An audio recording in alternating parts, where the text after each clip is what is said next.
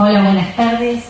Bueno, la idea era hacer una charla bastante informal y para eso esta mesa no ayuda, ¿no? Me parece que, como siempre he dicho, yo hace muchos años, ya que egresé de esta facultad, me había olvidado que todo era con escenario, mesas grandes y sillones del siglo pasado, así que igual tratemos de evitar el mobiliario y de poder debatir alrededor de lo que la compañera decía que eran los objetivos de esta charla.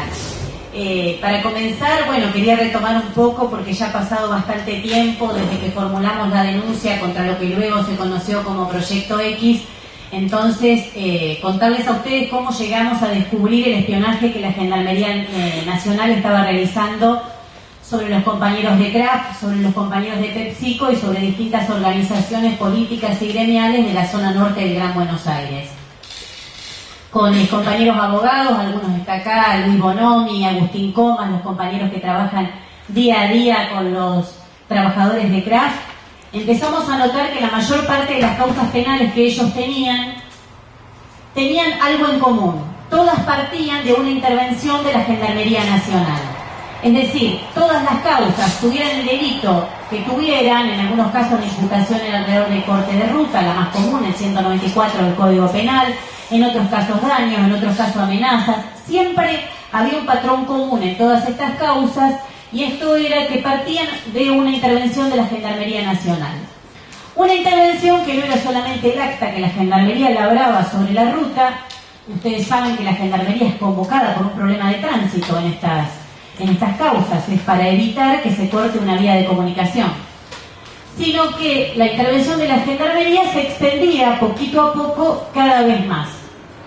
En algunos casos, les voy a decir casi textual lo que dice una gendarme, dice, estando la discente vestida de civil, vieron ese lenguaje tan particular que tienen las fuerzas de seguridad, estando la discente vestida de civil se entremezcló entre los manifestantes y logró recabar los datos de quienes eran los cabecillas que dirigían la movilización, es decir, un reconocimiento que se mezclaba de civil entre los manifestantes para poder detectar quiénes eran los cabecillas en su particular lenguaje.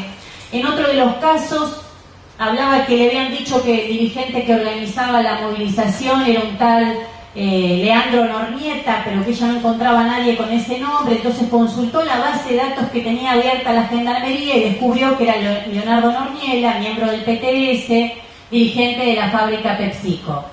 Claro, acá tenemos que hacer una mención. Leonardo Norniela hasta ese momento nunca había tenido una causa penal, con lo cual no había ningún motivo lógico, ustedes sabrán, por ser estudiantes de abogacía, para que estuviera ninguna base de datos del Estado. Esto fue uno de los datos que más nos llamó la atención. En otro de los casos, el juez le pregunta, le pide a la Gendarmería que había intervenido en una manifestación alrededor de la Panamericana, cerca de la Panamericana, le pregunta quiénes son los que intervinieron en esa movilización. Y la Gendarmería da algunos nombres, y entre esos nombres nombra a Luis Cubillas. Luis Cubillas era un dirigente de la corriente clasista y combativa. Claro, el dato que la Gendarmería no tuvo en cuenta al momento de realizar el informe para que después procese a esas personas es que Luis Cubillas había fallecido unos meses antes. Esto para nosotros fue un dato muy significativo porque esto ponía a la luz lo que nosotros veníamos sospechando, y es que la Gendarmería decidía qué personas imputar, más allá de que hayan estado en la movilización, no hayan estado en la movilización, la hayan dirigido, no la hayan dirigido, hayan llegado cuando el corte ya estaba dispuesto.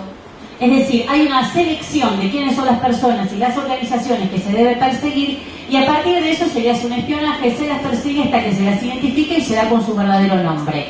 En algunos casos este espionaje incluye seguirlos hasta la propia casa, contar, hay informes de Gendarmería que cuentan qué se discute en los locales políticos, qué próximas medidas se están por resolver, y en un caso de la fábrica Kraft, donde Lorena es delegada, la Gendarmería le avisa al juez que probablemente en el día de mañana se haga un corte de la Panamericana, cuando esto fue aproximadamente a las 10 menos cuarto de la noche, cuando la asamblea de ellos empezaba a las 10. Es decir, todavía no lo habían discutido. Y ya la Gendarmería le estaba informando al juez, evidentemente por alguna escucha telefónica, donde los delegados se habrán comunicado, habrán dicho qué te parece si en la asamblea discutimos una manifestación para mañana. La Gendarmería ya le estaba dando aviso al juez que esta manifestación se iba a producir al día siguiente. Y digo que es muy dirigida la selección de quienes se dirigen estas imputaciones que después terminan siendo los procesamientos del juez, porque en el caso de mi partido, del PTS, de los 14 delegados y dirigentes que están procesados en estas causas que conocemos como mega causa panamericana, los que estamos metidos en esto, 9 son miembros del PTS, es decir, eligen según los grupos políticos y van diciendo en porcentajes y en cantidades a cuántos tienen que procesar según la influencia. Y en el caso más notorio es de Coca Hermosilla, un compañero nuestro, delegado de CRAF también, de la interna de CRAF, donde un gendarme hace un informe muy completo sobre él y dice que el juez le tiene que prestar especial atención porque Hermosilla proyecta su influencia sobre el resto. Es decir, de los más de 2.500 trabajadores que tiene la fábrica PepsiCo, la Gendarmería elige y le explica al juez que tiene que dirigir la persecución a esa persona porque esa persona, lo que propone las asambleas, es seguido y aceptado por sus compañeros de trabajo. Esto, compañeros, es lisa y llanamente informe de inteligencia. Ustedes saben que ninguna fuerza de seguridad puede estar diciéndole a un juez, siga a esta persona porque es dirigente, en tal casa se reunió tal cosa, porque no vamos a hacer nosotros lo que defendamos la ley de inteligencia, pero hasta la propia ley de inteligencia nacional prohíbe que sea de inteligencia por motivos gremiales o políticos. Y lo que la Gendarmería estaba haciendo en todos estos casos es directamente espionaje por estas motivaciones. Con eso nosotros el 22 de noviembre realizamos una denuncia que en la Justicia Federal, bueno, Lorena, Vicky son aquí querellantes, patrocinada por los abogados del CEPROC, de la Correti y otros organismos, en la que denunciamos todo esto. A partir de nuestra denuncia, se le pregunta al Ministerio de Seguridad y a la Gendarmería, por supuesto. El fiscal dice, bueno, pregúntenle si lo que esta gente denuncia es así, si tienen bases de datos abiertas de los manifestantes y si se mezclan en forma encubierta las manifestaciones. Y para sorpresa nuestra, el responsable máximo de la Gendarmería, Esquenone, contesta que sí, que la metodología de entremezclar gente de civil para evitar peligros mayores y de una serie de fundamentos es una de las metodologías que tiene la Gendarmería Nacional, y que no solo eso, sino que la Gendarmería Nacional tiene 3 bases de datos y las explica. Dice que la primera tiene que ver estas bases de datos de autosecuestrados, las bases de datos de las personas con antecedentes, las bases comunes del Estado, que tiene otra que no se entiende muy bien que es un poco turbia, que dice que la empezaron a armar a partir del 2009, que tiene datos, no queda claro qué es. Y dice otra tercera, que es este famoso Proyecto X. Y en este Proyecto X, que la verdad que el nombre que le pusieron era como para que a todos nos llame la atención y tenga mucha repercusión, ¿no? Porque al que se le ocurrió ponerle ese nombre, después les voy a contar por qué creemos que tiene ese nombre, pero bueno, el nombre la verdad que ayudó un poco a que el tema tenga difusión, debemos decirlo ahora con el paso de los días. Este Proyecto X, en el cual Esquenone explica que es orientativo de las causas judiciales. Y ustedes saben que si hay algo que las fuerzas no pueden hacer, las fuerzas de seguridad, es orientar una causa judicial. Una causa judicial la puede orientar un juez, la puede orientar un fiscal, pero ninguna fuerza de seguridad puede orientar una causa judicial. Bueno, Esquenone, en un escrito que yo tengo aquí para el que lo quiera ver o leer textual, dice que esta base Proyecto X es orientativa de las causas judiciales y nos acompaña un protocolo de lo que se debe cargar dentro del Proyecto X. Dentro de este Proyecto X es una radiografía completa de una persona, de su personalidad, de las cuentas bancarias, si saca plata, cuánta plata saca, si tiene vehículos, si tiene autos, si es introvertido, si es extrovertido. Todo eso son los datos que se deben consignar, y uno que yo siempre cuento porque da mucha risa, hay que poner si una persona es mujeriego o no mujeriego. Hay un ítem para tildar que dice mujeriego. Bueno, imagínense, ¿no? En la concepción de esta fuerza, pero bueno, si más de uno me arrugó la cara cuando le dijimos que la Gendarmería tenía puesto eso, pero bueno. Si toma alcohol, no toma alcohol, si fuma, si no fuma, son todos los datos que la Gendarmería pide consignar. Como ustedes imaginarán, no tiene nada que ver con lo que puede ser una base de datos, como dijo la ministra Garré días después, que tienen que ver con combatir el delito complejo. El delito complejo, que es los hombres mujeriegos, no se entiende bien cuál sería el delito complejo que quieren combatir con el Proyecto X, porque los datos que allí se deben cargar, como les decía, es una una visión completa de una persona, tiene que ver más con otro tipo de cosas para saber cómo acercarse a esa persona, cómo entrar, cómo no entrar, qué cosas no hacer. Evidentemente es para un estudio muy personalizado de la gente que es involucrada en este proyecto X. Pero si esto fue poco, bueno, esto salió a la luz, ahí es donde tiene mucha notoriedad pública, y al día siguiente, que aparece en todos los medios, la ministra Garré, el 24 de febrero, da una conferencia de prensa para explicar qué es esto del proyecto X. Esa conferencia de prensa, no solo hay que decir que Garré estaba muy nerviosa y se trababa todo el tiempo, yo no sé si ustedes lo vieron, si no los invito a que la busquen por YouTube y la vean, porque realmente es muy llamativa, como se notaba que lo que estaba diciendo no tenía nada que ver con la realidad. Y ella tiene que salir a contradecir lo que había dicho Esquenone. De allí el evidente nerviosismo que todo el mundo notaba y todos nos preguntaban por qué la veíamos tan nerviosa, porque tiene que salir a contradecir lo que nosotros tenemos aquí por escrito. Ella sale a decir, el 24 de febrero, que el proyecto X no existe, que esto es un invento nuestro, que el proyecto X se usó hasta el año 2009, que es una base obsoleta, que no sirve para nada, que se dejó de usar, que ya no se usa, y que el proyecto X no involucra para nada a los trabajadores de Kraft. Y en algo que era muy llamativo, creo que a los compañeros de Kraft le habrá llamado más la atención, porque mientras ella hablaba iban apareciendo atrás pantalla con imágenes donde decías causas Kraft llevadas por la UESPROJUD. La UESPROJUD es la unidad de investigaciones judiciales que casualmente son las que dice Esquenone que usan el proyecto X, ¿no? Ella va diciendo todo esto, y ahora, un dato que es nuevo, esto todavía no se conoce, se los comento ahora, Esquenone volvió a presentar una nota porque el juez le dijo que acompañe esa información que ella dio en la conferencia de prensa, supuestamente estaba basada en una auditoría que habían hecho.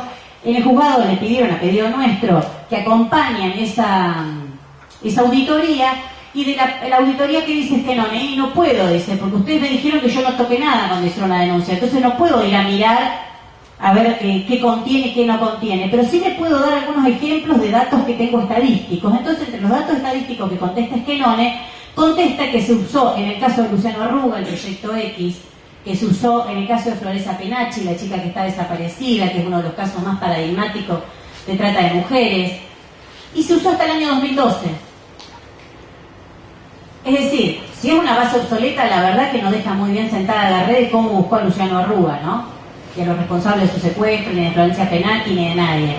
Y Esquenone ahora vuelve a decir que se usó hasta el año 2012. Es decir, todo lo que se dijo públicamente es completamente desmentido a medida que vamos avanzando en la causa y que se van teniendo pruebas fehacientes de lo que allí hay.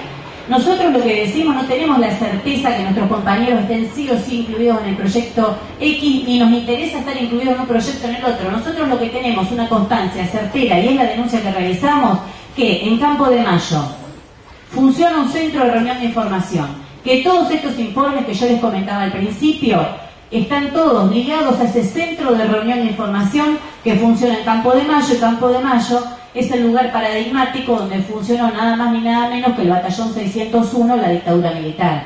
Hoy la Gendarmería Nacional sigue teniendo en ese lugar paradigmático un batallón de inteligencia, un centro de reunión de información desde donde se hacen todos estos informes. Claro que todo parece indicar que el centro de reunión de información se complementa con el proyecto X, pero Garré en su conferencia de prensa lo único que hizo negar es que nuestros compañeros estaban incluidos en el proyecto X, pero nunca se refirió a lo que nosotros sí demostramos y acompañamos las actas de los gendarmes, que nuestros compañeros están incluidos en el centro de reunión de información.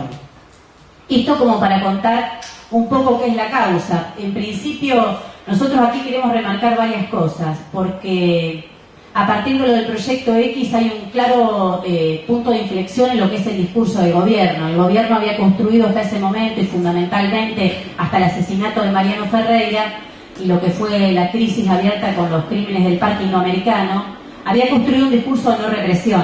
Y digo discurso de no represión porque nunca se condijo con la realidad. En la Argentina se seguía reprimiendo, se seguía procesando, y hay 5.000 compañeros procesados por luchar y varios presos.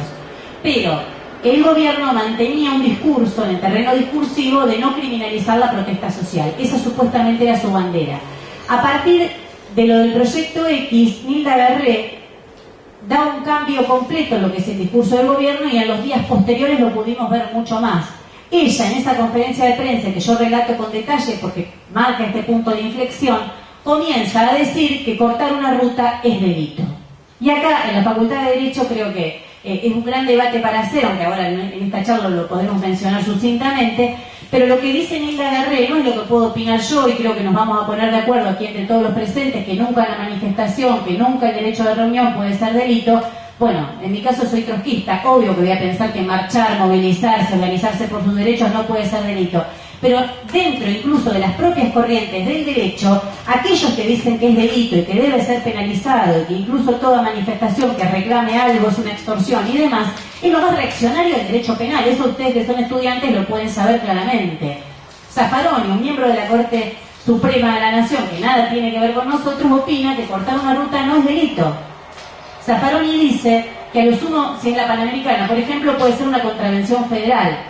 Pero como una contravención federal no existe, porque no hay contravenciones federales, no es nada. Cuando no hay tipificación concreta, no es delito. En algunos casos, Zaffaroni, pero esto ya viene a cuenta con otra cosa, ha dicho que puede llegar a ser un delito civil, pero no fue un delito penal, que puede ser un ilícito civil. Pero Garré da un vuelco discursivo y agarra lo más reaccionario. Creo que solamente comparable, ustedes sabrán, los que son estudiantes bastante más que yo, que hace rato que me fui de esta facultad, que en la jurisprudencia argentina hay un caso que es paradigmático, que es el caso Schifrin, el caso de Marina Schifrin, la docente de Bariloche, que es el caso en el cual la Cámara de Casación Penal dice y establece como doctrina, creo que es año 2003, establece como doctrina que toda manifestación pública, interrumpa o no el tránsito, pero fundamental es aquella que lo hacen, son delito, porque el pueblo no delibera ni gobierna sino a través de sus representantes, citando el artículo 22 de la Constitución. Es decir, si a usted le pasa algo, tiene que esperar hasta las próximas elecciones para votar a la persona que supuestamente va a contemplar sus derechos. Es decir, si se le voló la casa por el tornado y no tiene agua, tiene que quedarse sin agua 4 años, según la jurisprudencia de la Cámara de Casación, para en las próximas elecciones ir a reclamarle a aquellos que se postulan que usted no tiene agua por el tornado. Bueno, no cambia mucho con la realidad, ¿no? Porque hay gente que sigue sin agua todavía después de tantos días, pero esto es la jurisprudencia de la Corte Suprema y que siempre se estudia como lo más reaccionario. El caso de Marina Schifrin, encima a Marina Schifrin le ofrecieron una probation para zafar y le dijo, ninguna probation, quiero ir a juicio, prefiero que me condenen, pero no dejar sentado este precedente que cortar una ruta de manifestación de los derechos de los docentes es un delito y es sedición, porque ustedes saben que es cuando uno vio el artículo 22 de la Constitución directamente va ligado al delito de sedición. Es decir, vuelvo, Garré está representando en esta política, Garré, que es la que se presenta como una de las referentes de la política de seguridad democrática contra los de derecha, que serían Scioli, Casal y demás. Esta sería la progresista que nos dice que manifestarse, salir a luchar es una extorsión, es un delito. Y que todo corte de ruta, toda interrupción del tránsito es un delito. Y ustedes saben que este delito es un delito muy particular. Porque la ciudad de Buenos Aires hace pocos días estuvo toda la ciudad cortada por el TC-2000, ¿no? El Super TC-2000. ¿Ustedes vieron algún juez, algún fiscal, alguno de estos periodistas tan compenetrados con la realidad de la gente diciendo todo el tiempo por televisión que era un delito, que no puede ser, que este caos no se soporta más, que cómo puede ser que el gobierno no reprima, que cómo... ¿Alguien lo escuchó? Es decir, si un auto corta la calle, yo siempre pongo este ejemplo porque me parece significativo, si un auto corta la calle, entorpece el tránsito, porque es una carrera de autos, no es delito. Si de ese auto se bajan 4, sacan una bandera y dice libertad a los petroleros de Santa Cruz, empieza a ser delito. Es así, porque no hay manifestación que sea un reclamo obrero, un reclamo popular, un reclamo social que no sea catalogado como delito por los fiscales, por los jueces, por la ministra Garré. Es decir, el cambio no es un cambio en cuanto al hecho fáctico, a una acción que al que matare a otro, la misma acción se pena de la misma manera, sino que lo que modifica si es delito o no es un reclamo político. Cuando tocó Roger Waters en River, cortaron todas las calles alrededor de la cancha de River. ¿Alguien escuchó que eso era un delito? Que eso iba a ser penalizado por el artículo 194 del Código Penal porque habían interrumpido el tránsito, habían entorpecido el tránsito. Es decir, lo que modifica claramente si es delito o no es delito en la Argentina es si hay un reclamo político detrás. Y eso es lo que Garré está defendiendo. Otros como Gargarella, que es un constitucionalista, dicen que directamente si uno prohíbe el derecho de protesta, está prohibiendo todos los derechos, porque el que no puede protestar porque le quitan algún otro de los derechos, se queda sin ningún otro. Es decir, él analiza los derechos que están más cerca del núcleo de la Constitución y dice que más cerca está es el derecho a protestar, porque si yo no puedo reclamar porque no tengo vivienda, porque no tengo salud, porque no tengo cualquiera de los otros derechos garantizados en la Constitución, en las leyes, en lo que sea, o que me corresponde, no puedo ejercer ninguno de los demás derechos. No sé si se entiende, pero me parece que lo agarra desde un punto de vista constitucional, pero agarra legalmente, demostrando cómo todo aquel que prohíba el derecho a protesta en realidad lo que está haciendo es prohibir cualquier reclamo social, cualquier reclamo popular.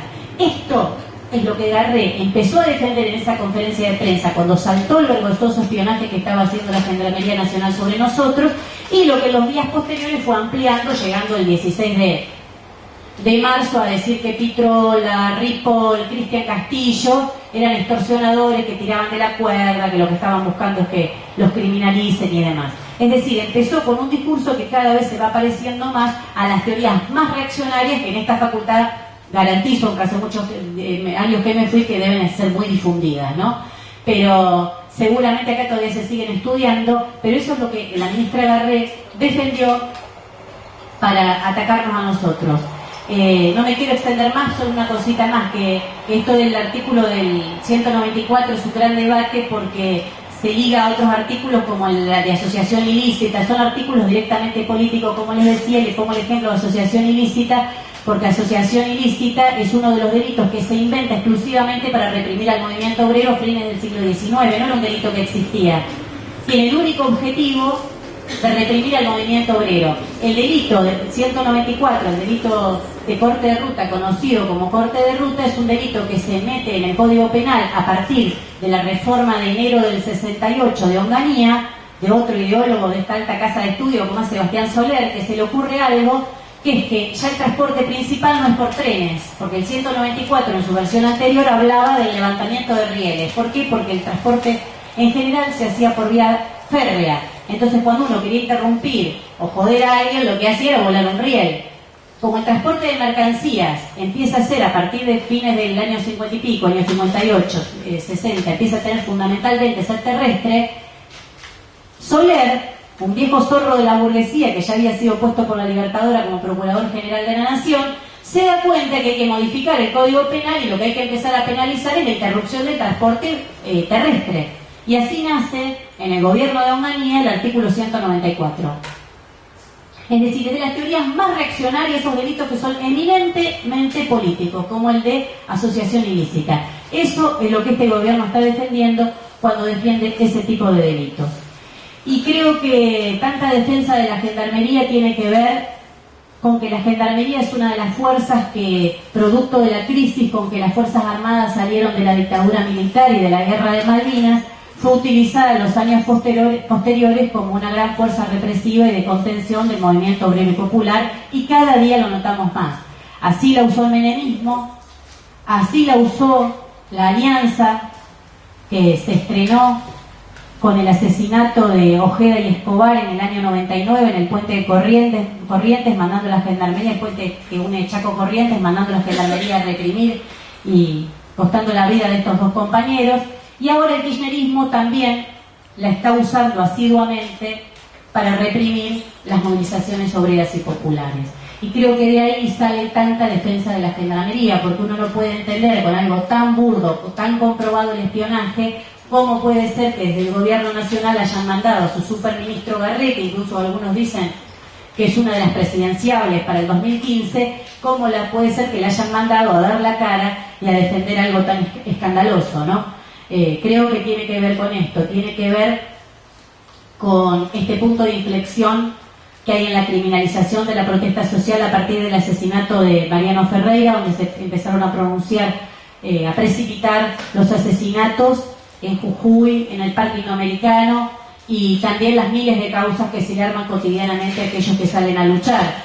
Cuando salió la sociedad rural a cortar todas las rutas del país, algunas causas se hicieron, pero rápidamente fueron archivadas y como ustedes saben, a la par de que Poca Hermosillo, Lorena tienen 11, 12 causas cada uno, Violcati, Míguez, Hamás fueron llamados a indagatoria. Es decir, una muestra más de cómo se direcciona y de cómo se elige a quién perseguir y quiénes son esos 5.000 compañeros que hoy están procesados.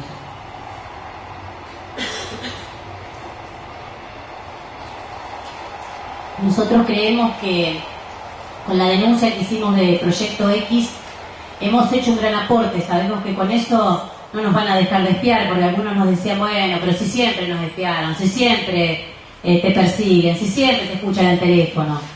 Pero creo que los que somos militantes revolucionarios y además somos abogados tenemos un lugar más privilegiado donde dar una pelea en un terreno que no es el nuestro, el terreno legal, pero que tenemos muchísimo para aportar. Nosotros con esta causa logramos hacer una verdadera radiografía de lo que es la criminalización de la protesta social y creemos que también hemos aportado en demostrar que esa gendarmería, que es la fuerza estrella, que la muestran como la fuerza que es la fuerza modelo, está llena de represores, está llena de espías y siguen utilizando los mismos métodos que utilizaron en la dictadura.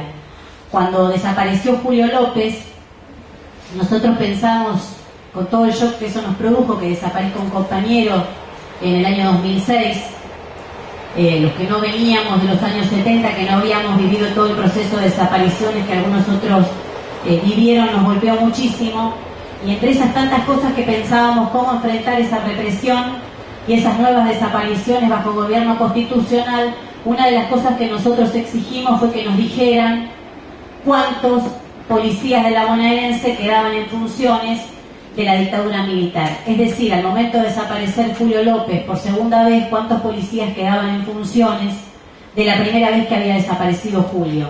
Y el número que surgió a la luz fue escandaloso porque 9.026 policías estaban en funciones la segunda vez que desaparece Julio López bajo el gobierno de Néstor Kirchner y que ya habían estado en la dictadura militar cuando Julio desapareció la primera. Hace poco alegamos con Luis Bonomi en la causa ESMA, en la mega causa ESMA, y allí también una vez más pensamos qué podíamos aportar, además de decir que Astiz es un genocida, que el Tigre Acosta es un genocida, cosas que en eso rápidamente nos íbamos a poner de acuerdo. Y allí aportamos otro dato, que la Armada de hoy, de Cristina Kirchner, quedan todavía en funciones más de 4.000 oficiales y suboficiales que provienen de la dictadura militar. Es decir, todos los altos mandos de la Armada provienen de la dictadura militar. Y como dijo Macera, acá metemos todas las manos en el plato. Es decir, que todos participaron no es porque lo inventamos nosotros, sino porque el mismo Macera lo explicaba para justificar el pacto de silencio que perdura hasta el día de hoy. Son unos 3.300 suboficiales y unos 1.048 oficiales que provienen de la dictadura militar y que hoy están en funciones. Con esto de la gendarmería nosotros creemos que estamos aportando algo más. Aportamos, como les decía recién, que hay continuidad en las personas que integran las Fuerzas Armadas de Seguridad.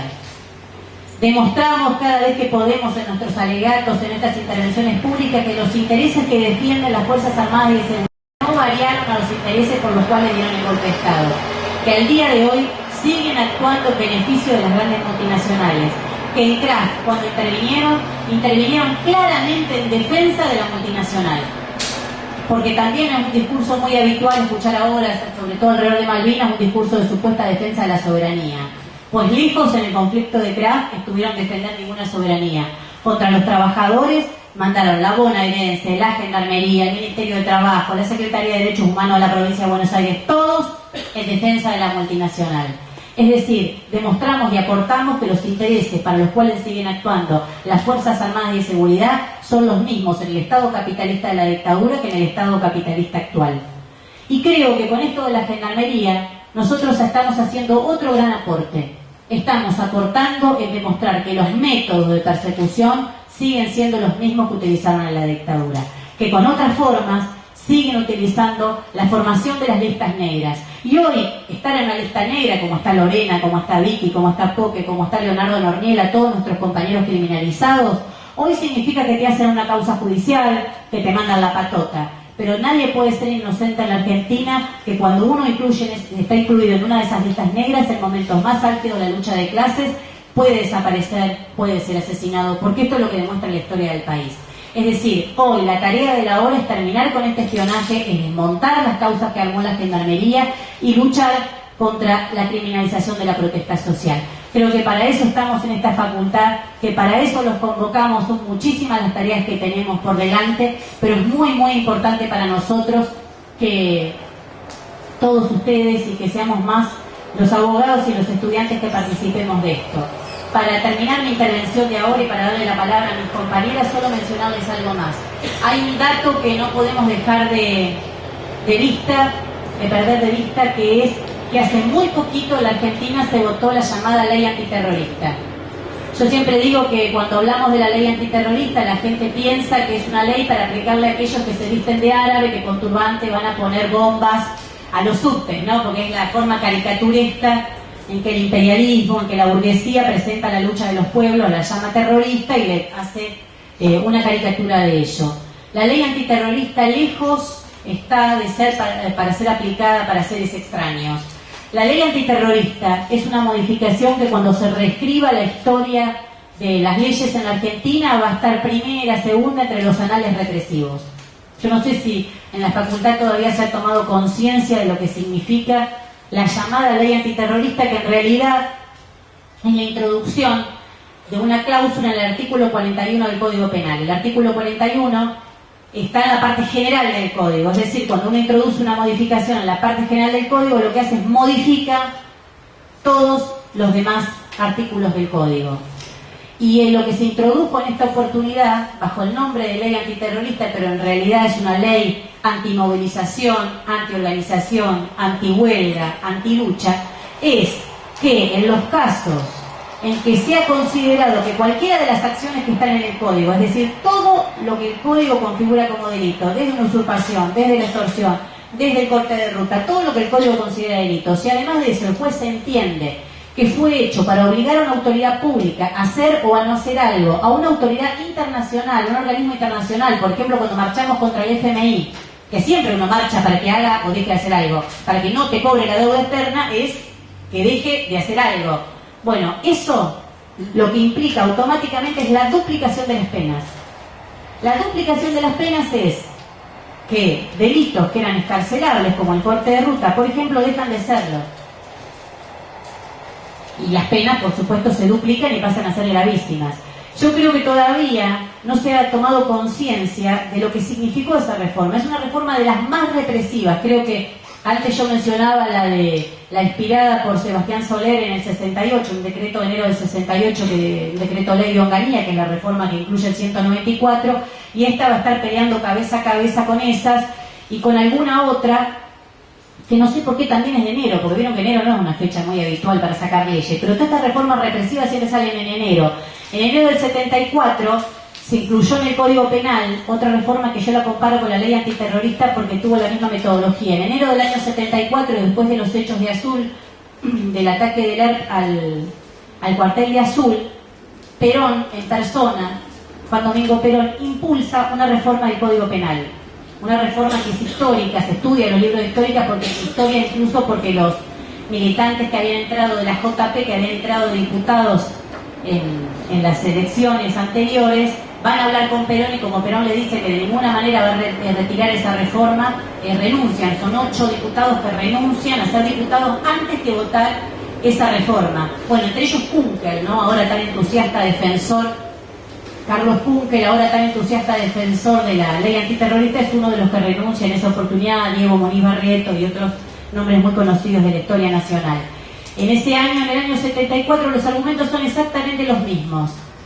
Hablan del delincuente terrorista, del subversivo terrorista subversivo, no puedo ver la palabra, pero ya la palabra terrorismo está puesta como para mostrar, porque nunca le dicen al pueblo trabajador, esta reforma represiva es contra vos, es contra tus luchas, es para que no pidas en tu lugar de trabajo, etcétera, etcétera. Siempre te ponen un enemigo abstracto y te dicen, a vos no te va a alcanzar, es para los terroristas. Bueno, esto lo traigo a cuento porque acá se llama ley antiterrorista. Nada casualmente, a los primeros que se les aplica la reforma del 74, los delitos que incluye esa reforma es a los obreros de Gatic y de Matarazzo que toman sus fábricas. Cuando toman la fábrica les aplican los nuevos artículos del código, la coacción agravada y demás, que había introducido la reforma del 74.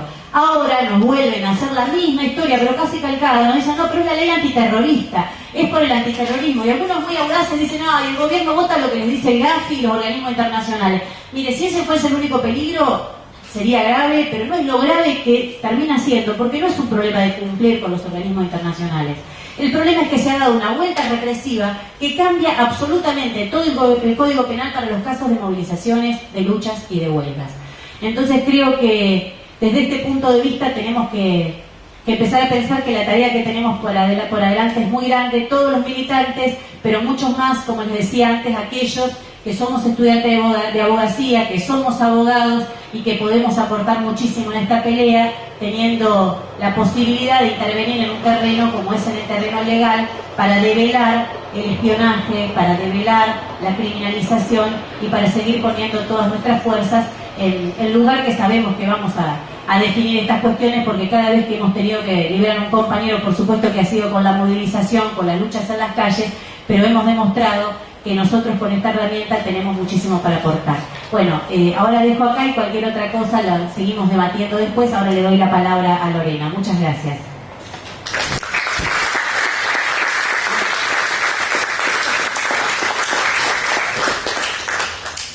Bueno, buenas tardes. Yo soy Lorena Gentile, soy parte de la Comisión Interna de CRAF en este momento. Y bueno, como lo explicó Miriam, nosotros hace unos años que nos vienen de alguna forma persiguiendo y abriéndonos diferentes causas de acuerdo a los reclamos y las protestas que venimos llevando adelante por ser parte de una organización de trabajadores, en este caso, bueno, la de CRAF Terrabusi. Miriam, cuando cerraba su presentación, había mencionado el hecho de que a fines del año pasado el gobierno había aprobado a través del Congreso la ley antiterrorista.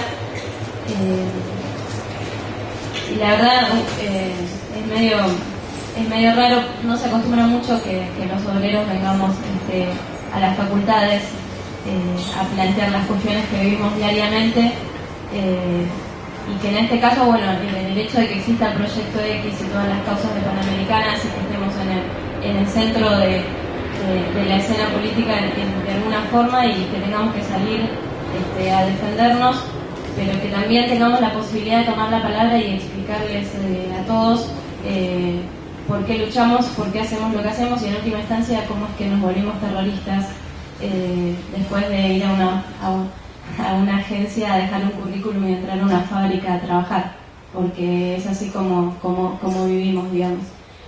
Nosotros somos parte de una generación que salió a trabajar a las fábricas dentro de lo que es el marco de la flexibilización laboral que pasó en los 90, con la complicidad de la burocracia sindical, con gobiernos como el de Menem, con todo el apoyo del arco político de los partidos tradicionales, porque la realidad es esa. Todas las leyes que pasaron tuvieron la venia de la mayoría de los dirigentes políticos que hoy siguen en sus cargos y siguen disfrazados o de alguna manera pseudo progresistas o bueno, se acomodan de acuerdo a las circunstancias, pero la verdad es que nosotros cuando entramos a las fábricas, bueno, algunos más pibes, algunos con un par de añitos más, pero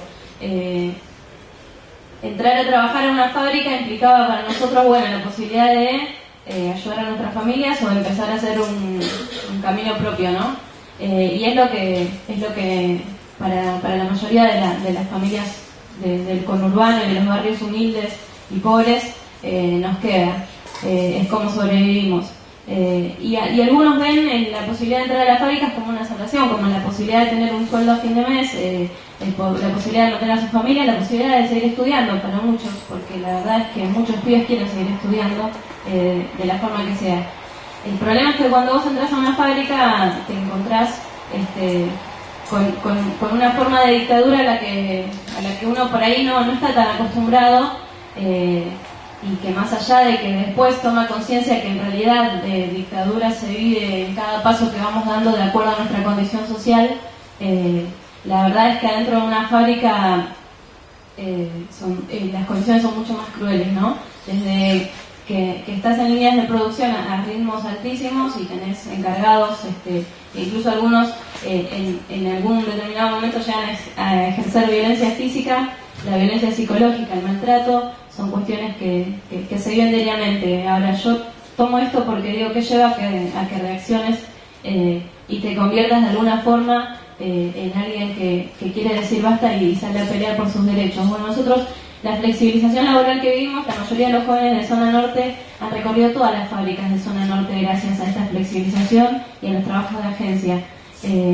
Entonces, llega un punto en el que te cansás, decís basta, y de alguna forma tener delegados en ese momento, a partir del 2006-2007, que haya aparecido un delegado como Poque en la fábrica, para nosotros fue una voz distinta, y a partir de ahí empezar a plantarnos frente a la empresa, y eso llevó a un proceso que haga que empecemos a discutir las condiciones de trabajo y que haga que empecemos a discutir nuestra organización.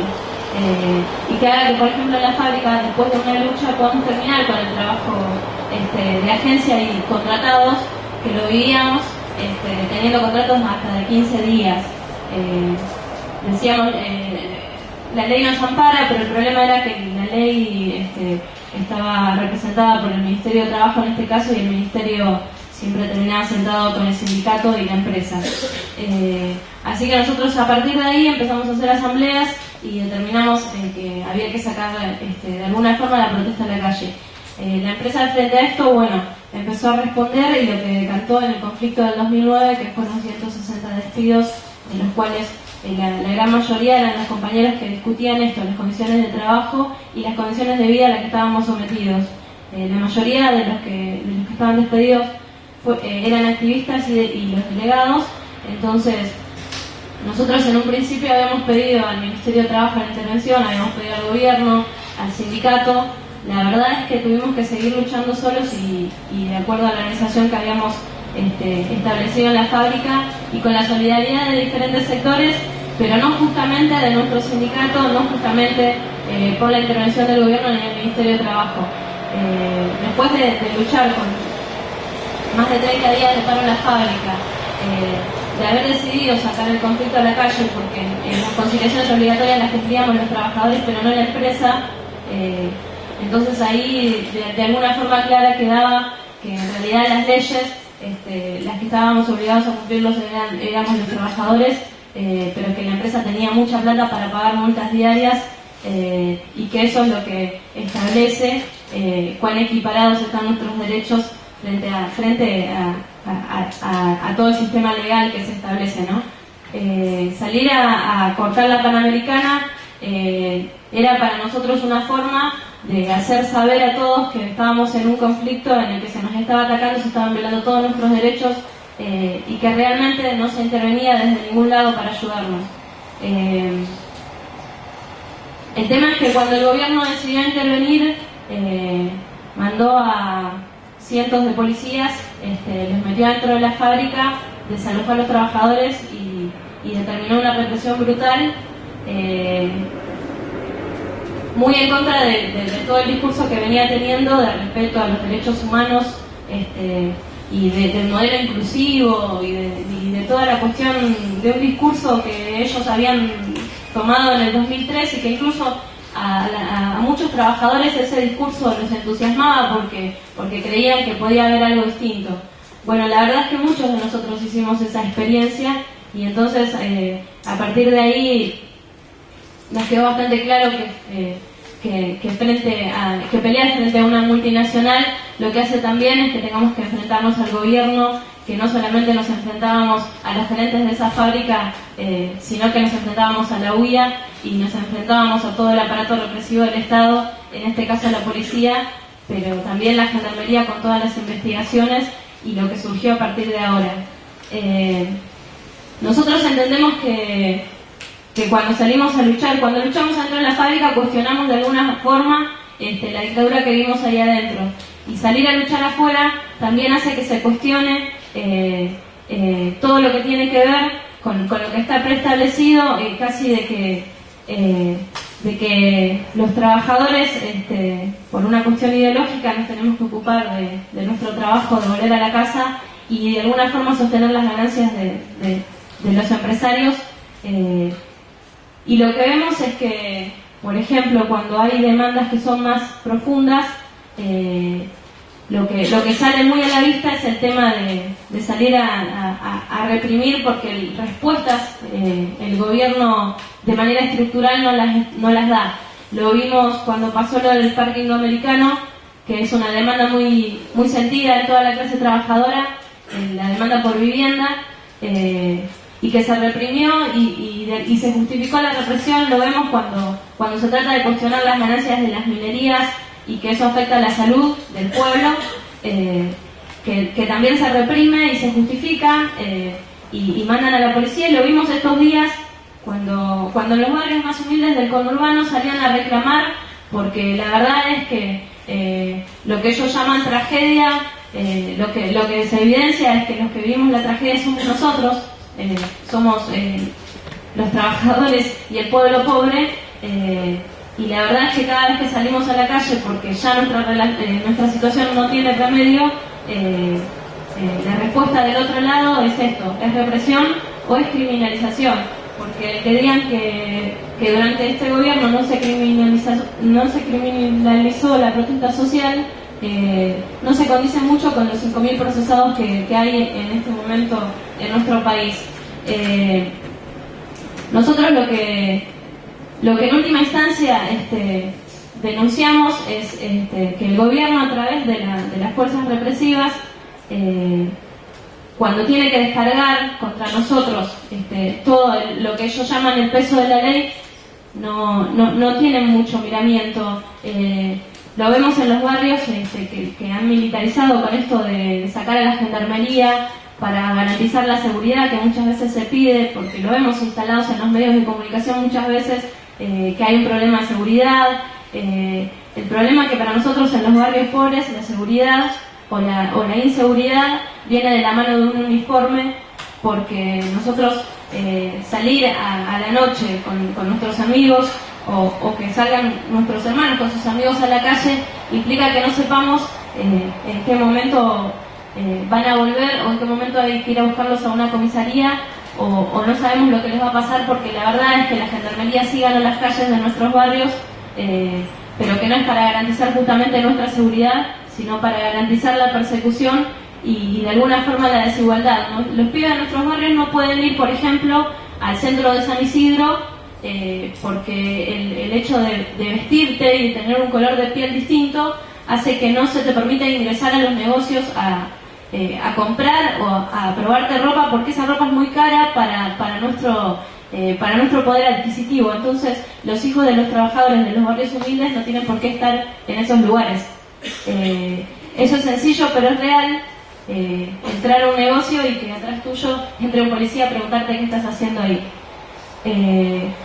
Retomando un poco lo que decía Miriam, y para nosotros la conclusión es esta: es que no existe una vara de igualdad para medir, no existe igualdad ante la ley, porque la realidad es que el que tenga más plata para pagar, en este caso, y se demostró en el conflicto de Kraft, es el que va a tener la ley de su lado. Entonces a nosotros, los trabajadores, lo que nos queda como salida es tener que organizarnos y salir a pelear y hacer escuchar nuestros reclamos, que es en última instancia lo que habíamos decidido hacer en el 2009 por el ataque que estábamos sufriendo. Nuestro llamado más que nada pasa por el hecho de que, por ejemplo, en este momento nosotros nos encontramos con causas judiciales y nos encontramos embargados y es bastante absurdo que un trabajador que tiene 4.000 pesos de sueldo por mes tenga un embargo de 240.000 pesos. Y también lo que queda en evidencia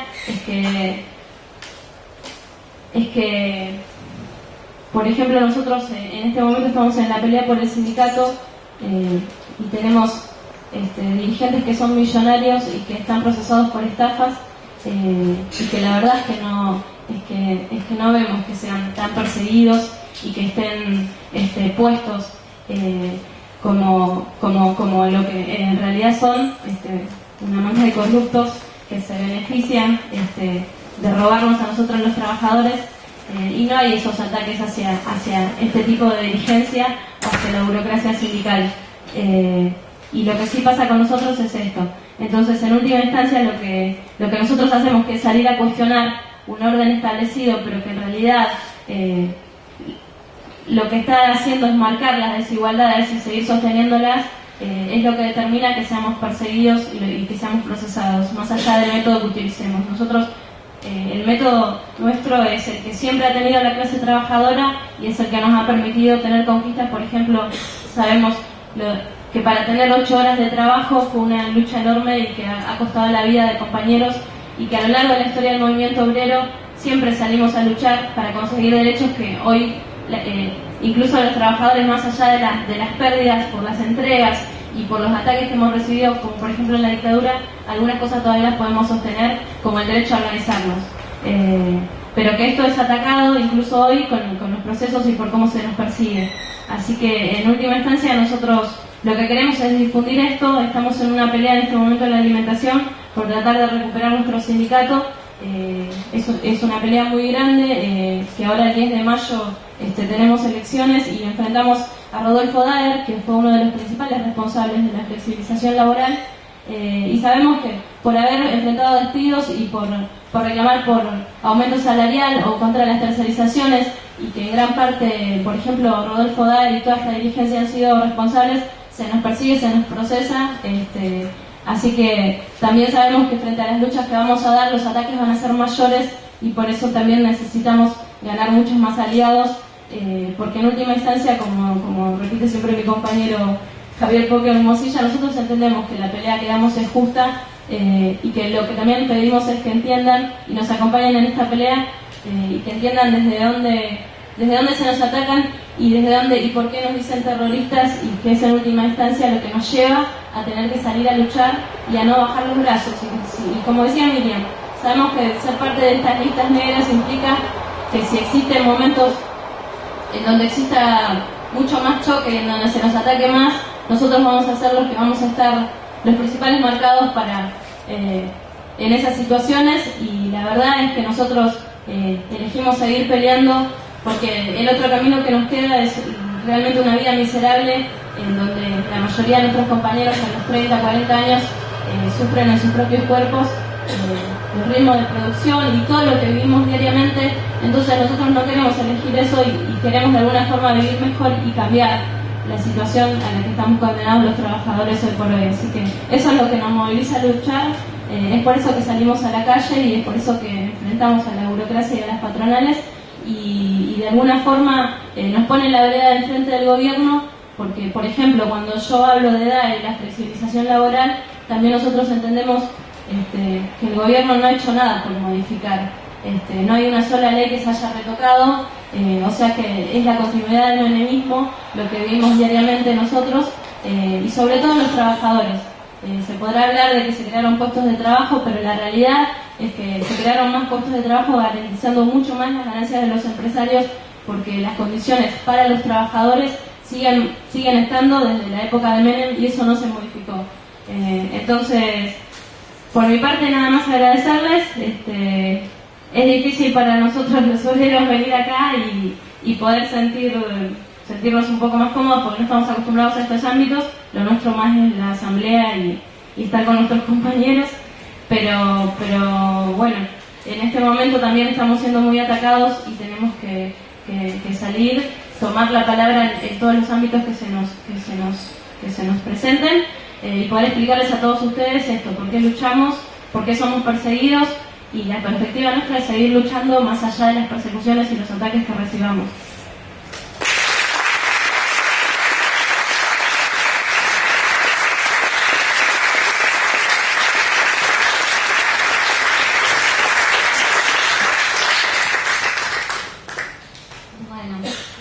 Hola. Bueno, buenas noches. Ahora yo no sé cómo empezar porque mis dos compañeras de mesa han desarrollado muchísimas cosas. Yo en principio quería contar que bueno, hoy estoy acá discutiendo o tratando de dialogar con todos los sectores de lo que es el proyecto X. Nosotros somos querellantes. Yo en particular no soy trabajadora de Craft. Lo que sí somos querellantes porque de lo que contó Miriam, el accionar de la Gendarmería, las fuerzas de seguridad, el servicio de inteligencia y todo como se lo ve, lo que quedó claro es que hay una clara persecución dirigida hacia, en este caso por la causa Proyecto de los trabajadores, particularmente a sus dirigentes sindicales, pero que durante la lucha de Craft éramos muchos los sectores que nos estábamos solidarizando con los trabajadores. En este caso había estudiantes universitarios. Acá hay uno de los compañeros que han sido procesados por la lucha de Craft, Juan Oribe está acá. Y había un sector de organismos de derechos humanos y de partidos políticos que nos estábamos solidarizando. Entre ellos se encontraba Elia Espen, madre de Plaza de Mayo, y yo, que soy una hija de desaparecidos, miembro del CEPROD y del PTS. A nosotras, en lo que implica el espionaje del Proyecto X y la persecución del Proyecto X, a nosotras no nos procesan, ¿sí? Nosotros no estamos en términos de querellantes porque además nos procesan, sino procesan a Lorena, a Poque, a Leonor Miela y a tantos otros. Lo que hacen con nosotras es sacarnos fotos cuando nos estamos solidarizando con los compañeros en cada corte de ruta, en la puerta de la fábrica y demás. A partir de ahí, lo que quedaba muy claro era la persecución a los trabajadores, a los sectores solidarios, y entre ellos a nosotras, que obviamente no nos procesan, porque procesar en este país a una madre de Plaza de Mayo y a una nieta recuperada en el marco de un discurso de hace 7 años de viva los derechos humanos y son los avances, se quieren atribuir a esas banderas, era bastante audaz y bastante loco, para decirlo de alguna manera.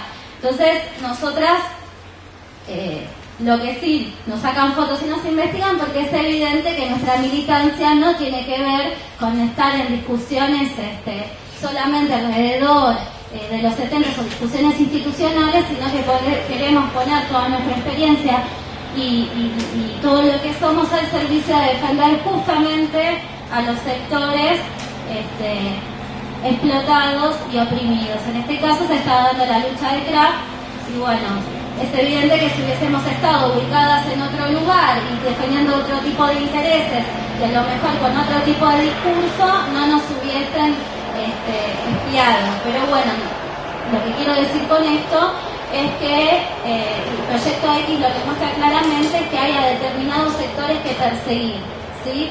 Llegar al nivel de procesar a los trabajadores y espiar a todos aquellos que no comparten los intereses ni el discurso oficial ni tampoco de la oposición patronal. Yo quería comentar varias cosas. Me cuesta plantear, porque en un punto ahora quería aportar, yo además de ser miembro del CEPROD y del PTS, hija de desaparecidos, soy estudiante de Derecho. Entonces también tiene que ver, yo quiero dialogar con ustedes de varios lugares. Cuando Lore contaba en el 2009 que se reprimían y se desalojaban a los trabajadores de Craft, pudimos ver cómo se coordinaban los jueces y los fiscales y también la Gendarmería y la bonaerense, ¿sí? Craft en el marco de esta gran pelea que dieron los trabajadores que fueron reprimidos y demás, hacía declaraciones públicas de que ganaba 600 millones anuales de dólares anuales en la Argentina, ¿sí? O sea, que sus ganancias son superiores incluso al Producto Bruto Interno de muchos países, ¿sí? Y él estaba en una... Warren Buffett decía que en ese momento el principal accionista decía que en declaraciones públicas que lo que había era una lucha de clases, como lo decimos nosotros, porque ellos también tienen claridad. Había lucha de clases, pero que la clase que iba ganando era la de ellos. En declaraciones públicas decía esto. Es evidente que los trabajadores de Kraft dieron una lucha enorme, una lucha histórica que dejó, es una gesta histórica para la clase obrera, ¿no? De demostrar cómo se pelea contra una multinacional, como dijo Lore. Ahora, 3 años después, Miriam relató muy bien cómo está llevada la causa, lo que tienen que hacer ellos en la defensa, cómo demostrar todo, porque nos espían, nos investigan, nos procesan. Eso en el corte de ruta, ¿no? Cada corte de ruta, cada manifestación y demás, cómo son perseguidos los trabajadores. Ahora, cuando los trabajadores desarrollaban la huelga, los trabajadores eran acusados por parte de Kraft, iniciaba denuncias por el delito de usurpación. Es decir, ¿qué quiere decir con esto? Cuando nosotros hace unos días, junto con otros estudiantes de Derecho y los abogados, les preparamos un descargo para la defensa de los trabajadores. Y lo que veníamos viendo es que la empresa dice que hubo una usurpación, ¿sí? Porque no tenía posesión del inmueble, ¿no? Que eso se deriva del derecho de la propiedad, que nosotros decimos que siempre están defendidos por los empresarios y por todo, obviamente por todos aquellos que se enfrentan con nosotros cuando les cuestionamos algo de sus ganancias. Ahora, en realidad lo que pasaba en Kraft, como dijo Lorena, habían 5 móviles de la bonaerense dentro de las fábricas. Todo el mundo entraba y salía, incluso los gerentes daban vuelta por todas las fábricas, o sea, no había algún problema de posesión del inmueble. Y a la conclusión que llegábamos con los abogados es que lo que no había, lo que ellos dicen, lo que nunca tuvieron fue la posesión de la voluntad de los trabajadores, porque los trabajadores tenían la voluntad de llevar adelante una huelga, y que es un derecho, está bien, pero que es a tal nivel, está pensado el rol que tienen los trabajadores para la producción, y nada más, que estaba completamente molesta la empresa por no poder quebrar la voluntad de los trabajadores haciendo huelga. Y por eso la necesidad de acusarlos y iniciar una causa por el delito de usurpación. Porque ellos los trabajadores no tenían la posesión de la fábrica. Lo que sí tenían una voluntad enorme de pelear por sus derechos. ¿Qué quiero decir con esto? Que las empresas poderosas y no tan poderosas también utilizan tanto la justicia con sus jueces y sus fiscales como sus fuerzas de seguridad, ¿sí? Para ahogar y para tratar de aplastar la lucha de los sectores que salen a pelear por sus derechos. En este caso de los trabajadores de Kraft, pero también lo podemos ver en otro tipo de luchas como se viene demostrando en las luchas populares que vienen habiendo, no solamente por las fábricas, sino por las condiciones de vida, ¿no? De vivienda, etcétera, de transporte. Entonces, esto para nosotros, que para nosotros lo tenemos tan incorporado, porque nos damos cuenta todo el tiempo cómo actúan las distintas instituciones del Estado, porque es su Estado, ¿está bien? Entonces nosotros nos ponemos, desde ya que nosotros ponemos todos nuestros conocimientos, toda nuestra militancia, todas nuestras historias y todas nuestras experiencias al servicio de defender estos sectores. Yo en particular les quiero contar, para mí cuando viví lo que fue la represión y toda la lucha de Kraft, fue un aspecto muy consciente de cómo intervenía el Estado y sus instituciones alrededor de un conflicto de lucha de clases, ¿sí?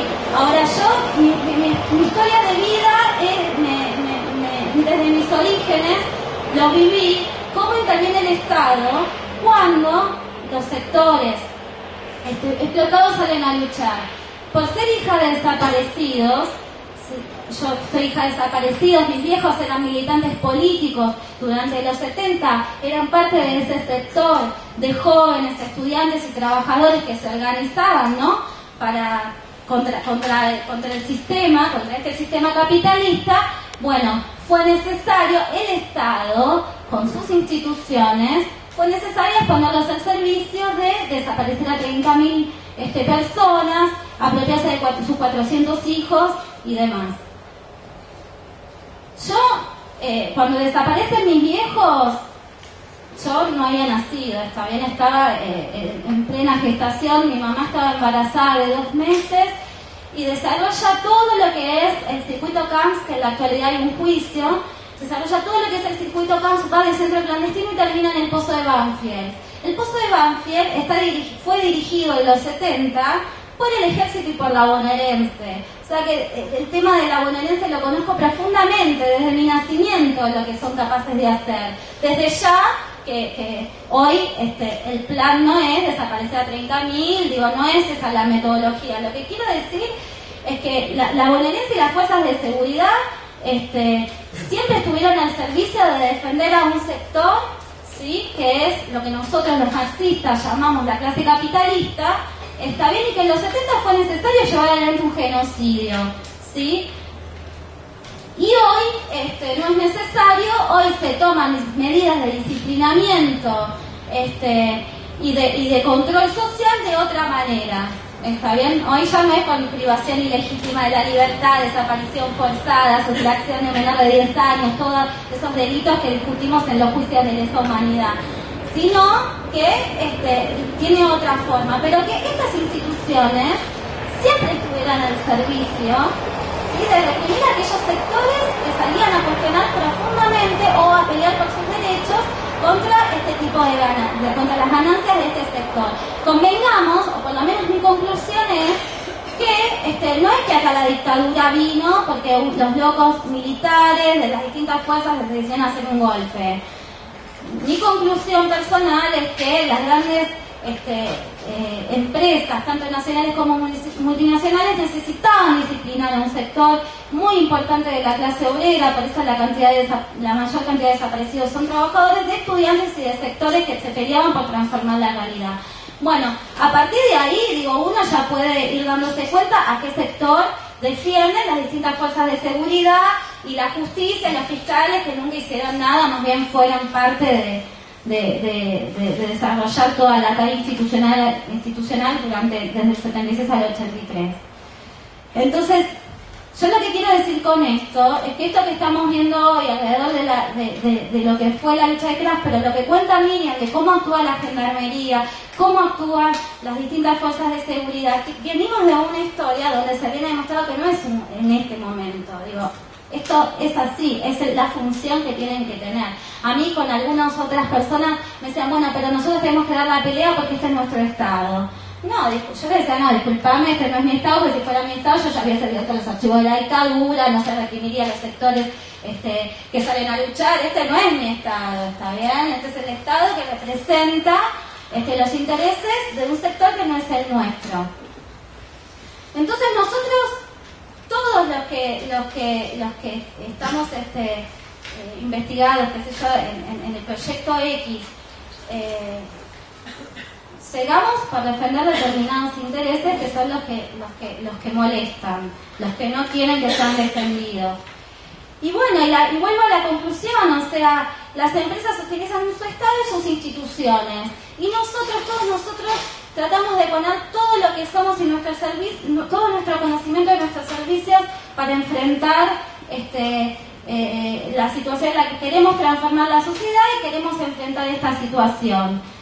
Entonces, ¿y quiénes somos? Digo, porque acá, ¿quiénes somos? Miriam Bregman, Proyecto X, como la presentó la compañía Miriam Bregman, la abogada de Julio López se enfrentó a Echecolás, en el primer juicio que se estaba llevando, ¿no? Miriam, en 2006 se abrieron los juicios, el primer juicio pero fue la abogada de Julio López, actuó en el juicio de Checolás, en el de Bomberni, en el de la ESMA, y se expuso y se expone y da una pelea enorme junto al doctor Luis Bonomi en los juicios de lesa humanidad. Pero también, así como me siento muy orgullosa de compartir una organización junto con Lorena y junto con Miriam, hay otros compañeros, ¿quiénes somos los que muchas veces hablamos, nos presentamos como Centro de Profesionales por los Derechos Humanos? También está Ivana del Bianco y Natalia Almazábal, que son abogadas de los ceramistas de Neuquén y vienen dando la pelea ya con el juicio a los genocidas que en este momento se está desarrollando en Neuquén.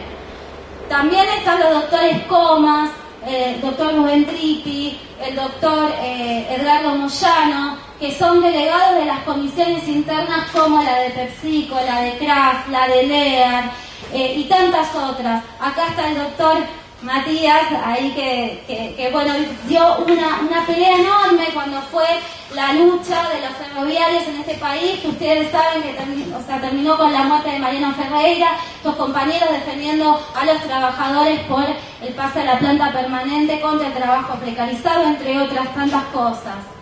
También está Leticia Cheri en Córdoba, que dio una pelea enorme también por los derechos de las mujeres trabajadoras, ella en particular, por ejemplo, en el caso de Eli Díaz, que es una trabajadora que fue violada por su patrón, cumplió un rol muy importante denunciándolo, defendiendo y demás. También en el CEPROD está Carla Lacorte, que es víctima de gatillo fácil, es una compañera que se encuentra en una silla de ruedas producto del accionar de la policía bonaerense y da una pelea organizando y contra las fuerzas represivas, entre otras tantas cosas, y contra el gatillo fácil. Y también está el compañero Jorge Sobrado, que es un ex detenido, que se encuentra en este momento procesado porque se encontraba apoyando a los trabajadores de Kraft, a los trabajadores de CAT y demás, que fue algo que hizo toda su vida estuvo al lado de la clase obrera y el pueblo pobre.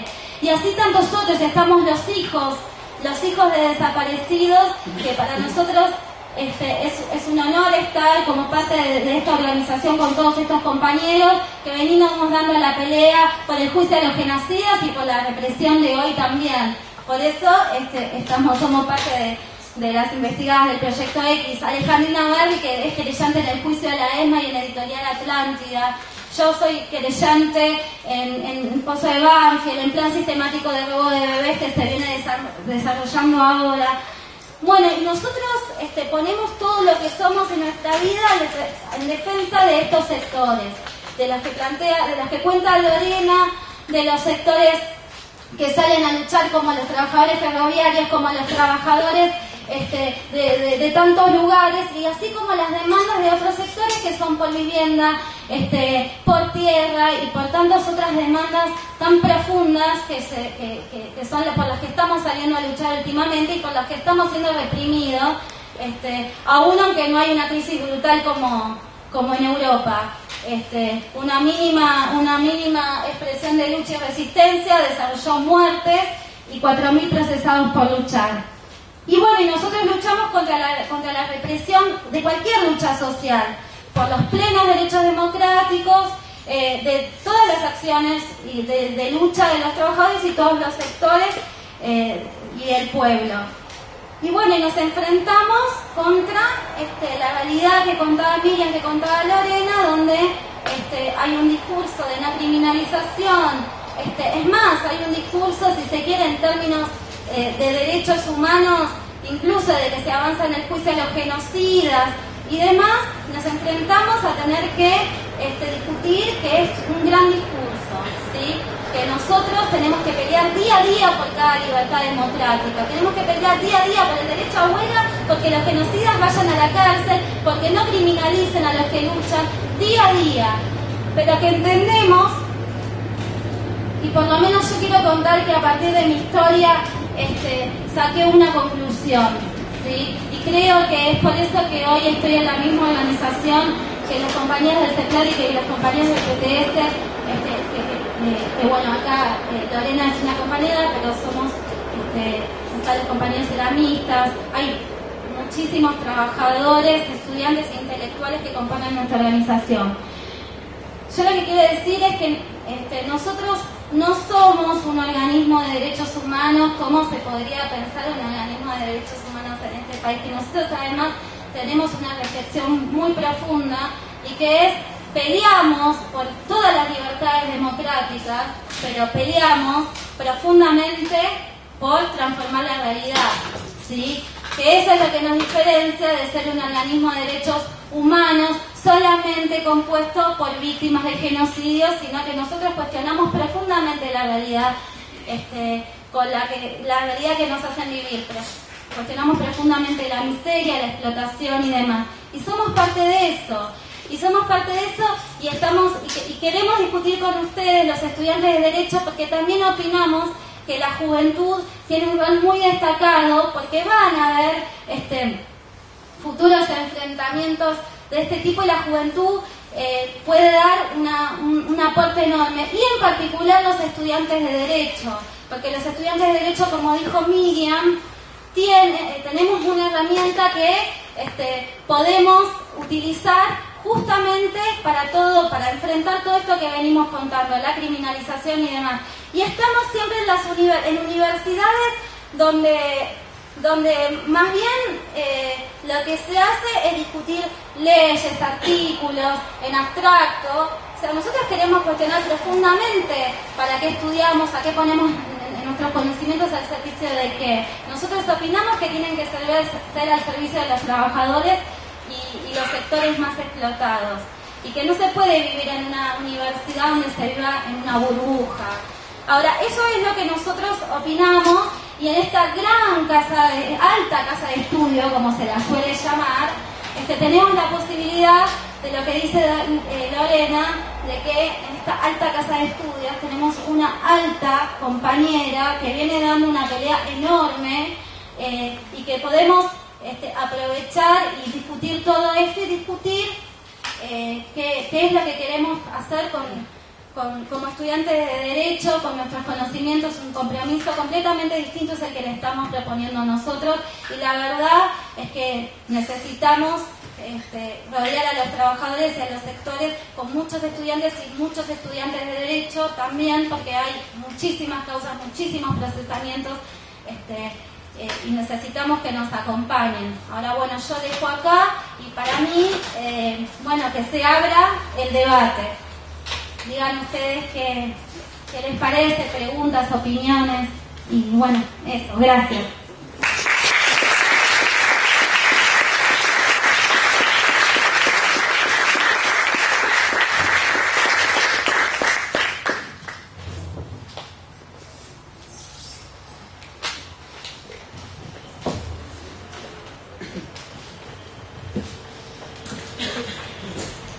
Compañeros, hace algunos minutos se escuchaba en la radio que los compañeros de línea 60 hacían un corte en la Panamericana, y de que la vía de cortar una ruta no es el medio de apurar al patrón, sino que solamente dejar de laburar, ahí sí ya con que se apure el patrón.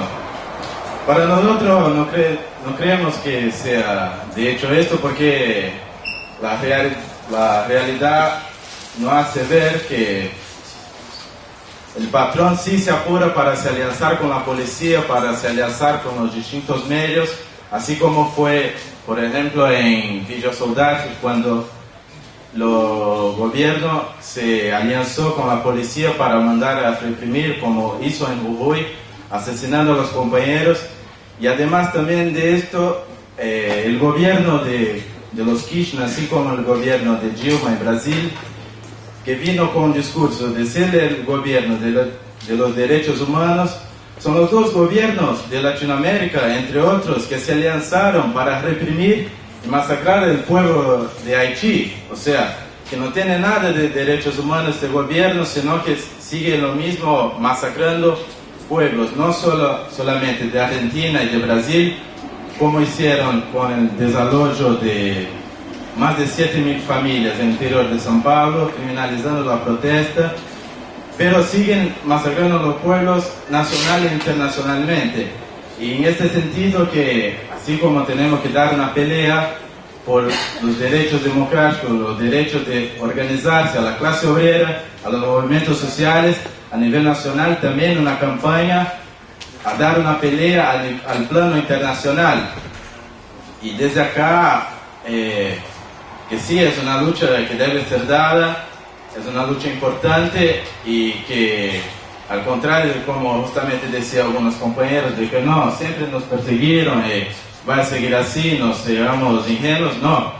Y justamente, si tenemos la posibilidad de poner la cara y de hablar en los distintos terrenos, así tenemos que hacer, y denunciar en cada punto del gobierno cómo se pone en contra de los derechos de los trabajadores y de los pueblos oprimidos.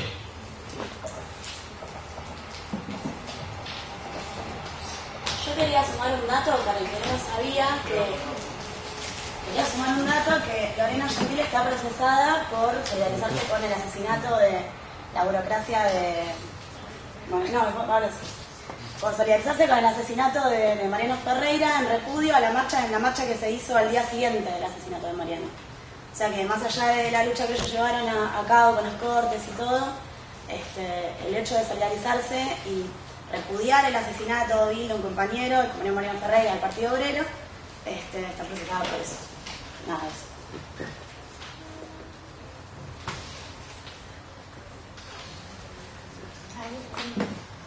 ¿Paso? Sí. No, una pregunta al panel, en realidad, más que nada, porque así como estamos hablando de la persecución y la criminalización que sale de los trabajadores o aquellos que salen a luchar, si por otro lado, viendo lo que sucedió con la masacre de Once, viendo también el asesinato en el Indoamericano, si no deberíamos, o por ejemplo también a lo que pasó ahora con el temporal, si no deberíamos estar pensando eso como verdaderos crímenes sociales.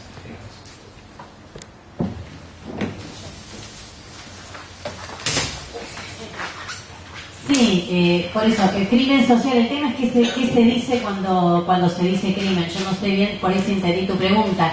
Engels lo que hablaba cuando hablaba de crimen era una diferencia entre lo que era crimen y lo que es delito. Él decía, delito es lo que la burguesía dice que es delito. O sea, no todos los delitos ni todas las matanzas. Él escribe el libro La situación, ¿quién me ayuda? Del caso de Inglaterra, lo escribe en 1860 y pico, 1870 y pico, entonces está dando una situación de enormes hambrunas, y él ponía el ejemplo de que las enormes hambrunas no eran consideradas, por supuesto, por la burguesía, por las clases poseedoras, como un delito. Entonces ahí nace esa diferenciación que hace él entre crimen y delito.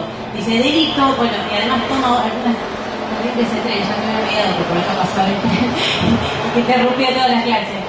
Hace muchos años que egresé. Además toma la discusión o se complementa con la discusión que hace Marx en el debate sobre el hurto del robo de leña, donde él dice concretamente que hay como esto no es palabra de Marx, sino de criminólogos más modernos, que dicen hay una expropiación de la condición de víctima, porque dice hay un propietario forestal que se apropió de lo que eran antiguas tierras comunitarias. El leñador quiere sacar leña, y ahora, cuando empezó a consolidarse la propiedad privada burguesa, eso pasa a ser terreno burgués, por ende es delito apropiarse leña de ese lugar. Dice, y el Estado es el que te persigue y lo reprime. Dice Marx, no se entiende cómo alguien que no era propietario antes del delito pasa a serlo después, porque el Estado asume el rol de propietario y empieza él a reclamar la pena para la persona que hurtó. Es decir, hay una diferenciación completa entre lo que es delito como algo natural, como que es algo dado, que siempre fue delito. Por eso, no sé si lo logré, pero la intervención que yo hice al principio, y es lo que intento hacer siempre, es explicar de dónde salen los delitos. Porque la primera cosa que se trata de hacer es naturalizar como que el delito es delito, porque parte, como dice Durkheim, de una conciencia social general. Entonces, como es parte de la conciencia, no hay ninguna conciencia. El robo de leña, hasta el momento ese, que es cuando Marx escribe ese debate, no estaba penado, porque era parte de la propiedad comunitaria. El corte de ruta en la Argentina, hasta que Soler le dice a Onganía, tené cuidado, porque como dijo un filósofo contemporáneo, que sí me gusta citarlo siempre, que se llama Julio De Vido, hace poco en la conferencia de prensa dijo, desde el 58 se desmantelaron todos los trenes. Soler que no era ningún inexperto en esto de controlar la lucha de clases, por eso la fusiladora del 55 lo nombra procurador general y está del 55 al 58 ocupando nada más ni nada menos que ese enorme cargo, se da cuenta que ya con reprimir lo que explicaba antes, la vía férrea no tenía sentido porque la cosa estaba pasando por otro lado para la burguesía y las clases poseedoras nacionales. Empezaba a estar el transporte terrestre porque el ferrocarril precisamente se estaba desmantelando. Es decir, estas explicaciones no son anécdotas históricas, sino son la manera de demostrar cómo delito, como dice Engels, es lo que las clases poseedoras, lo que el Estado burgués dice que es delito. No todos los crímenes son delito, como por ejemplo las hambrunas, el crimen social de Once, o que mucha gente al día de hoy sigue estando sin luz, sin agua, etc. No sé si respondo a tu pregunta, pero por lo menos ahí lo entiendo, y a mí me gusta mucho esa expresión que utilizan muchos criminólogos actuales que hablan de la expropiación de la condición de víctima, porque los que militamos como lo hacemos con Vicky, con Luis Bonomi, en los juicios de lesa humanidad, hay una pelea que siempre damos porque cuando empezaron los juicios nos sentíamos bastante solos, pero con el paso del tiempo la compañía que obtuvimos es que la Secretaría de Derechos Humanos de la Nación se presente como querellante. Y nosotros sostenemos que así, como hay continuidad de Estado para pagar la deuda externa, porque este gobierno y todos los gobiernos constitucionales anteriores pagan todos los días la deuda externa de la dictadura, porque dicen, bueno, pero si hay continuidad de Estado, algo que acá también se estudia en la facultad, hay continuidad de Estado para pagar la deuda, también hay continuidad de Estado en cuanto a que este Estado es el que cometió el genocidio de la dictadura. No vamos a decir que estas personas son responsables y tienen que ir presos porque no estamos tan locos, pero sí que como mínimo el Estado no puede cambiar su rol y ponerse como víctima. Porque eso fundamenta, al presentarte como querellante, se presentan como víctima, y el Estado no es víctima de genocidio, fue un terrorismo de Estado. El Estado terrorista se llama el libro del recientemente fallecido Eduardo Luis Duhalde, escrito hace un montón de años. Entonces, digo, pongo ese ejemplo porque el Estado cambia su rol. El Estado expropia el rol de víctima, y en el crimen social de Once se vio muy bien porque el Estado, que es lo primero que hace, hoy se presenta como querellante. Entonces sale del lugar de acusado para ponerse en el lugar de pobre víctima. Ahora se le cayó porque es un escándalo, ¿no? Pero realmente este es un debate interesante, y creo que lo de crimen social y delito sirve en tanto y en cuanto nos permita estas categorías un poco viejas, porque yo no es que tampoco defiendo a Engels en todo lo que pensaba, porque me parece un poco determinista, pero ya es otro debate, en cómo analizaba el tema del delito, porque lo ligaba directamente ligado a la pobreza, o sea, decía la burguesía que crea las condiciones, que he dicho muy sucintamente, ¿no? Crea las condiciones de pobreza, la pobreza es la que determina el delito, por ende la responsable de todos los delitos es la burguesía. Y sí, en contra última instancia sí, pero en el medio pasan muchas otras cosas en la vida de los seres humanos, pero me parece que sirve utilizar estas categorías, sirven en tanto y en cuanto nos permitan analizar estas cosas que todos los días los que ejercemos la profesión de abogado, los estudiantes de abogacía, tenemos que estar respuesta, que es como por ejemplo que el Estado se presente de querellante. No sé si ustedes lo habían pensado desde ahí, desde que las categorías de Engels servían para analizar esto de debido presentándose como querellante, de la Secretaría de Derechos Humanos presentándose como querellante en los juicios de lesa humanidad de la pasada dictadura, pero creo que estos debates nos tienen que servir para poder empezar a analizar los debates que hoy tenemos en la actualidad desde ese punto de vista, y nuevamente pensar muy bien cuando estamos utilizando una figura jurídica, porque se utiliza, hay abogados incluso de izquierda que acusan por asociación ilícita, o plantean acusar por asociación ilícita. Acá con mi colega Bonomi lo consideramos más o menos de lesa humanidad, porque es una figura política, es una figura que se creó a fines, como yo le decía antes, del siglo XIX para combatir la organización del movimiento obrero. Es decir, yo no quiero que esa figura esté en pie, de ninguna manera voy a convalidar una figura de ese tipo. Entonces, cada vez que uno tiene que dar estos debates y estas charlas, creo que tienen que servir para que reflexionemos alrededor de lo que es nuestra práctica cotidiana y de estas cuestiones que, como estudiante, o ya creo que del primer día que entras a la facultad, tu vecina te pregunta, ¿y vos que sos abogado? ¿Qué opinás? Esto le debe haber pasado a todos, porque la gente opina que uno entra a esta facultad y el segundo día ya puede responder todo, del problema de medianera hasta el problema de contrato. Sí, es así, no me digan que no, porque uno entra acá y el segundo día que una tía, todo el mundo le viene a hacer una pregunta jurídica, que uno no tiene idea, que contesta algo que se recibe menos, pero creo que por lo menos estas discusiones que estábamos haciendo de qué es delito, qué es crimen, tienen que servir para que podamos analizar estas cosas que se nos plantean todos los días. En ese sentido entiendo yo lo que Engels hablaba de homicidios sociales, o también utilizaba la palabra asesinatos sociales.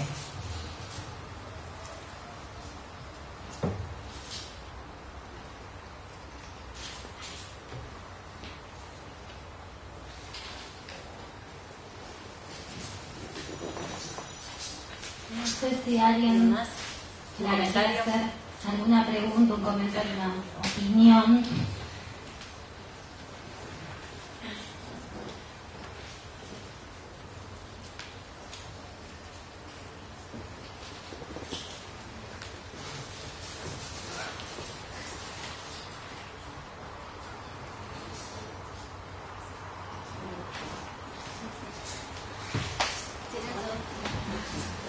No hay ninguna. Qué raro, yo tengo Una que decir duda. es una especie en extinción, ¿no?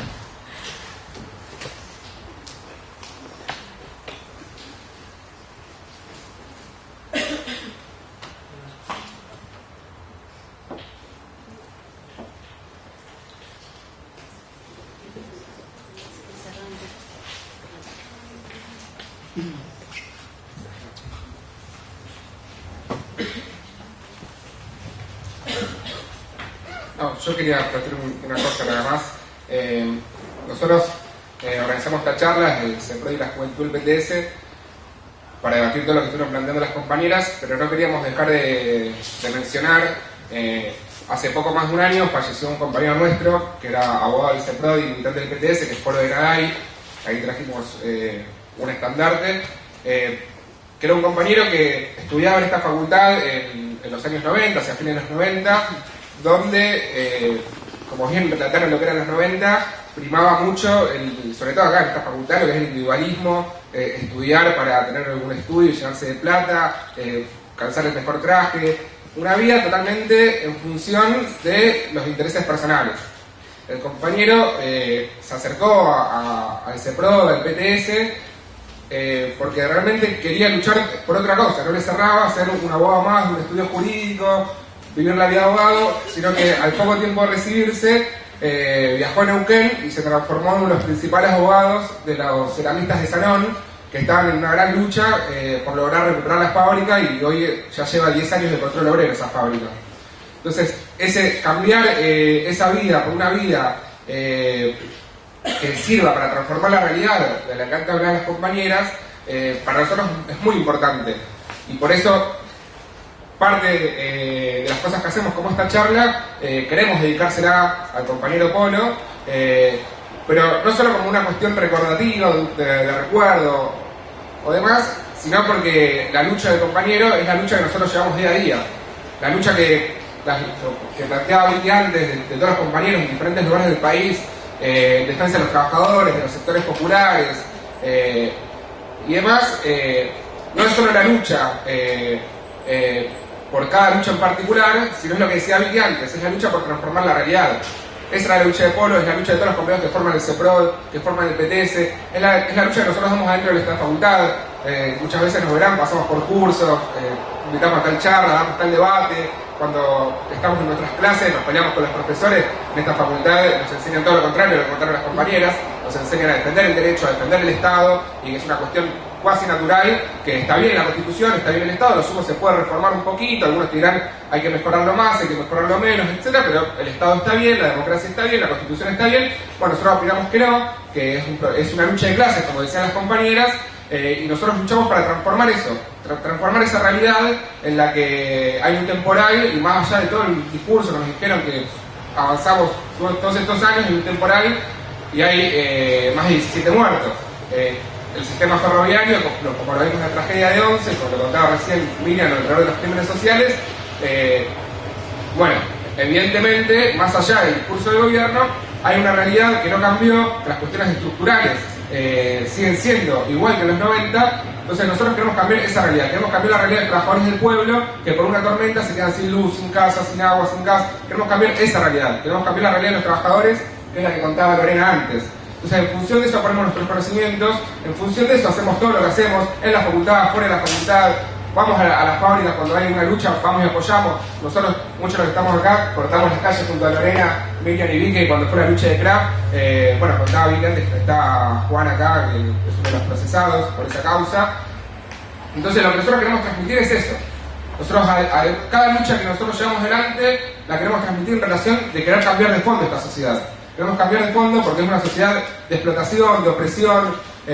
Nosotros realmente vamos por una lucha de fondo que nos lleva a una sociedad sin clases. Nosotros no queremos más que haya trabajadores, que haya capitalistas. Queremos una sociedad donde todos seamos iguales, realmente, no la falsa igualdad que nos enseñan en esta facultad. Queremos una sociedad que lleva eso, una sociedad sin explotación y sin opresión. Entonces nosotros los invitamos a reflexionar sobre esto, a ser parte. Realmente es muy importante que en esta facultad y en el resto de las facultades los jóvenes nos organicemos y seamos parte de lo que es esta lucha. Así que yo quería remarcar eso, nos parece importante, así que todos los que estén interesados, la idea es que el viernes que viene a esta misma hora, a 6:30, nos juntamos en la mesa en planta baja para poder seguir el debate, pensar qué actividades hacer, ya sea dentro de la facultad o por fuera de la facultad. Pero bueno, esa es la idea. Por eso construimos el PTS, por eso construimos el CEPROD y por eso dedicamos nuestra forma de vida. En esta facultad de otros lados no es para tener la vida que te enseñan en el colegio, trabajo, familia, etc., sino queremos dedicar nuestra vida, nuestros conocimientos a cambiar la realidad, que nos parece que es lo más íntegro que podemos hacer y es lo que realmente nos llena pensar que estamos aportando desde nuestro lugar para transformar una realidad de explotación y opresión por una realidad en la que seamos iguales, una realidad donde no haya opresión y no haya explotación. Así que yo quería marcar esa parte y le devuelvo el micrófono a las compañeras.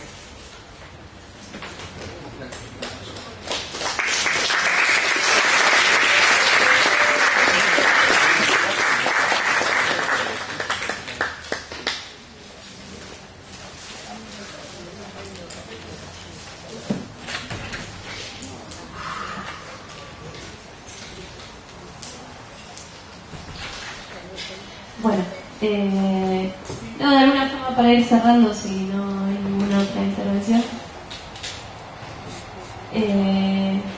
Ya como lo habíamos dicho con las intervenciones nuestras, simplemente lo que planteamos, ¿no? Llamar a todos a los compañeros y a los estudiantes, sobre todo los estudiantes de Derecho que se sensibilizan por estas causas, a aportar y ayudarnos.